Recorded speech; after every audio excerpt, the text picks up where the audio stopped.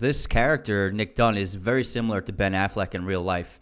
Because one of the main themes of this movie is media attention and cancel culture. Because the media in this film turn the audience and the world against Nick Dunn. They misrepresent him, create aspects of his life that are untrue in order to turn people against him.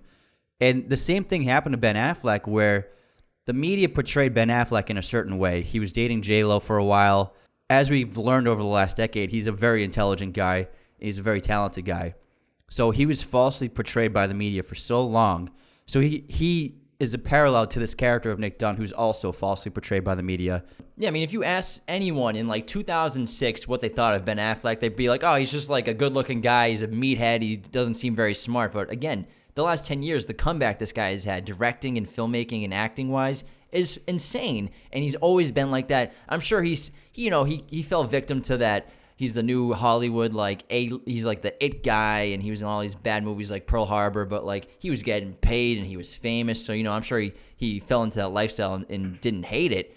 But again, when it comes to casting roles, David Fincher, he'll typically go on the internet and just look through photos of actors to help him find the right person and people for roles. And like you said with Ben Affleck's past in the media, he was looking through photos of Ben Affleck and those photos of his forced smile at media events, despite them hating him and the way they portray him, and he just puts on this show for them because he has to. He said that, as soon as he saw that, he's like, this is exactly what I see as Nick Dunn. And that's a perfect character trait for the film itself, because after Amy's been missing for a few days and they have that big press conference, and the journalist asked him to pose to pose next to the photo of Amy for publicity. And he's standing there for a moment, very solemn, letting his picture get taken. And then someone in the crowd just says, "Smile." And Nick, being Nick, he's a people pleaser. His mother raised him to be polite and to be nice, and so he has this instinct where someone said "smile," so he flashes a smile. He goes but then he drops it immediately, knowing that it was a mistake.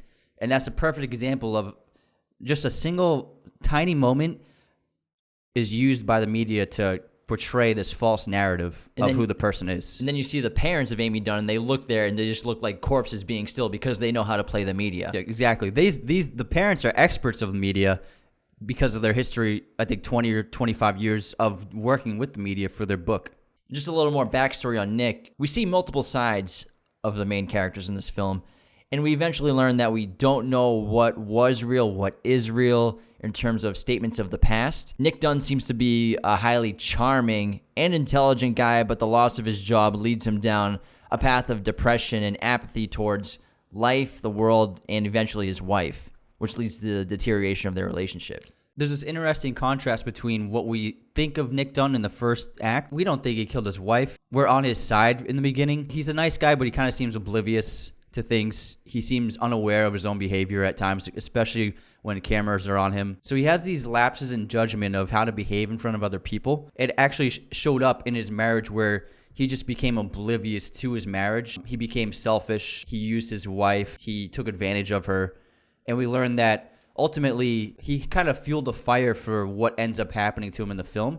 And he becomes responsible for what Amy becomes. Exactly. Thank you for watching Raiders of the Lost podcast. Hit that subscribe button and notification bell. Listen to the audio format of Raiders of the Lost podcast on Spotify, Apple Podcasts, Google Podcasts, and wherever you listen to podcasts. New episodes every Monday and Thursday. Support us on Patreon at patreon.com/Raiders of the Lost podcast.